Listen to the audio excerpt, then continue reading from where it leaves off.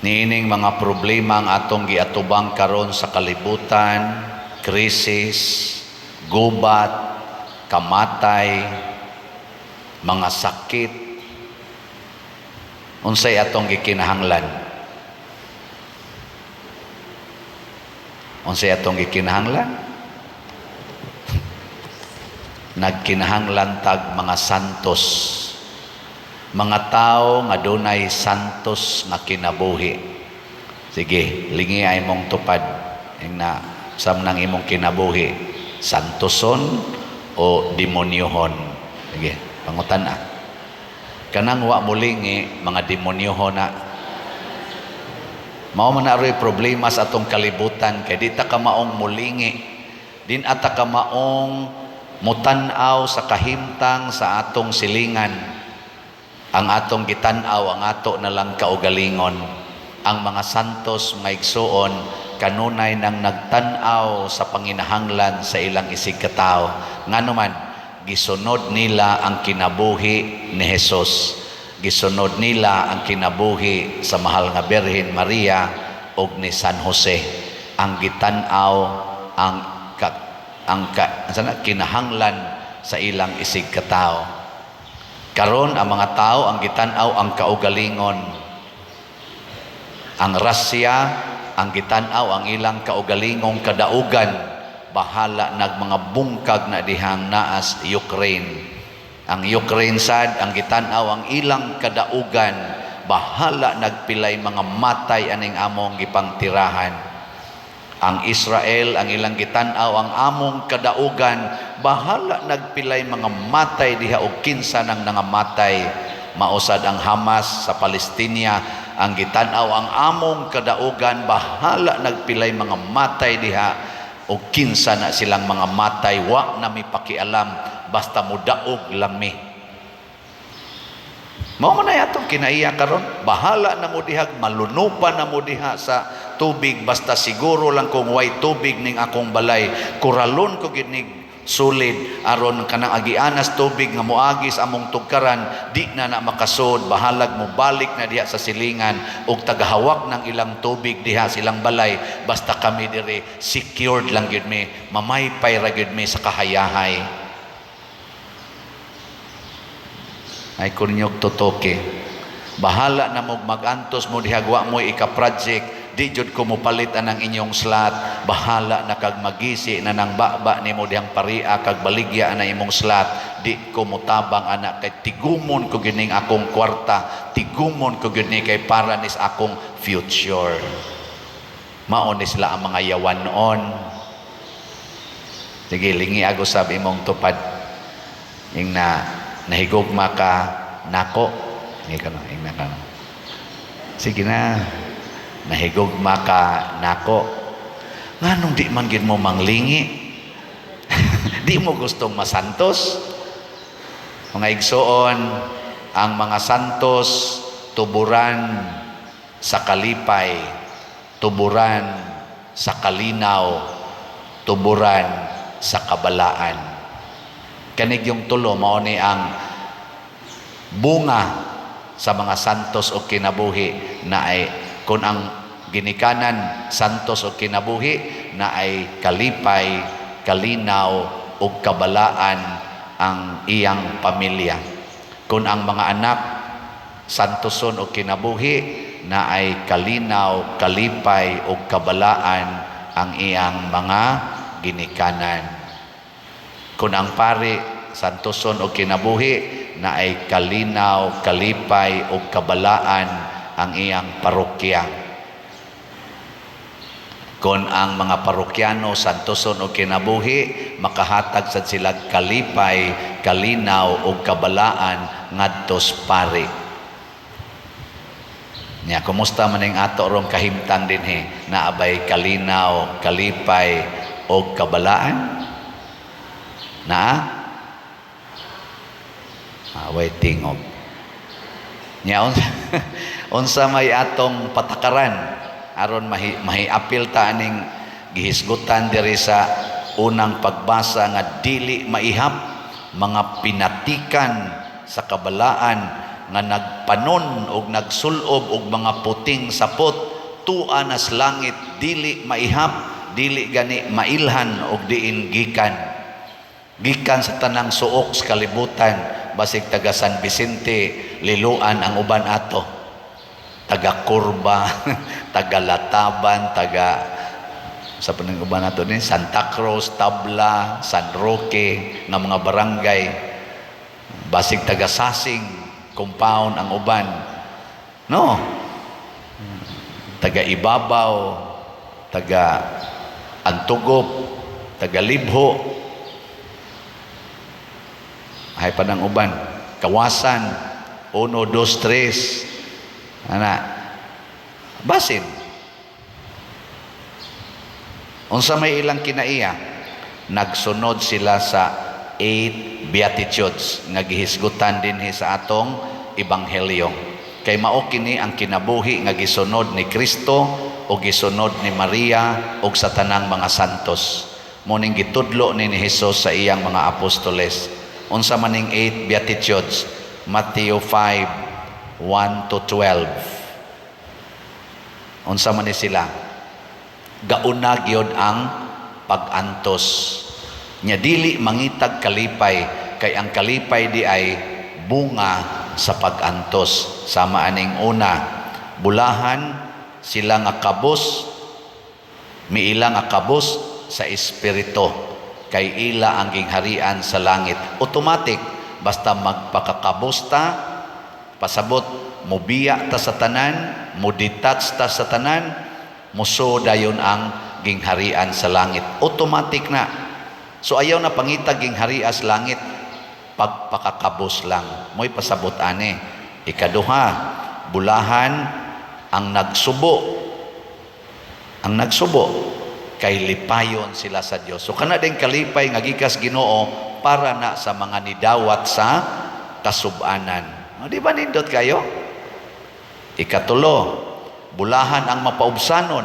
Dako kay nang antos ang pagpaubos kana bang mudawat lang yun ka ba? Pero unsa may bugti sa mapaubsanon, kay makadawat sila sa gisaad sa Dios. Daghan kay gisaad ang Ginoo, kaayuhan, kalampusan ug uban pa ang makahimo ra gid ana, ang makasinati ang mapaubsanon. Ang ikaupat, bulahan ang nagtinguha sa pagtuman sa kabubuton sa Dios. Kana bang kabubuton sa Dios nga moingon, pasaylo alag kapituan ang imong banang nangabit, kung tamparoson imong pikas aping, ipatamparos lang ang pikas. Kung kamo magpahulam, ayaw na mo paningil og bayad. Kana mga inana ba, kabubuton manas Ginoo. Nya bulahan kuno na, antusonon gyapon na. Nganong bulahan man? Kay tagbawon sila sa Dios. Gitawag ni nato og perfect satisfaction. Ikalima, bulahan ang maluluyon. Kana bang maluoy ka, naay mangawat sa inyong balay, di ka masuko, maluoy noon ka, no? Naay nagsuyop nimong anak, di ka masuko, maluoy ka kay nisuyop. Ana ba? Imong asawa nangabit, pari pag yun nakabit, di ka masuko, maluoy hinoon ka. Ana, no? Imong anak nga grade 10 nabuntis kay gitukhang sa uyab, di ka masuko, maluoy noon ka. Okay na ninyo? Dili? Buangon mo. Antusunon gid na. Pero unsa may gisulti, kay kaluy-an sila sa Dios. Di ba? Ikaunom, bulahan ang naningkamot nga managdait ang katawhan, sama ning gubat ron sa Israel o sa Palestina. Dili ta magrally against sa pikas. Di sa ta magralis against sa pikas, kung dili magampo ta, magrally ta, nga way gi panigan, kung dili magampo tang mahunong kining gubat. Higugmao nato ang matag side, Russians, Ukrainians, Palestinians, Israelites, atong higugmaon, wa tay panigan, managdait ang katawhan, imong ugangan ug ang imong bana against nimo, nilaban pod ang imong ginikanan, against na sad nila, nag-away na sila, ikaw nga asawa, unsay imong buhaton? Higugmaa silang both sides. Mo na'y panagdait, sayon ba na? Dili. Pero unsa may makuha sa maningkamot nga managdait ang katawhan, kay isipon silang mga anak sa Dios. Mo gina sila'y tinuod nga anak sa Ginoo. Ika-7, bulahan ang gilutos. Anang i-persecute ka ba? Tungod sa ilang pagsunod sa kabubuton sa Dios. Sama anang musulti jud kag tinuod, lutuson ka, i-persecute ka, ayaw lang kagool, palutos lang. Kay ila ang gingharian sa langit. Di ba? Doon na pa'y usa din hingwa na ko masulti da. Itong usa. Dira usa, ika-8.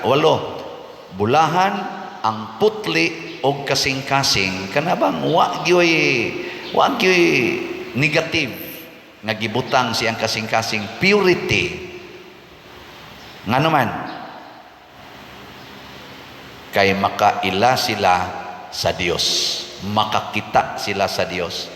Nabitay na ingon ako nga uyab nga babae, ang iyang uyab magsigi sila premarital. Awa ko naman yung na-share niya karon, niundang siya kay sige siyang paminaw ni atong wali.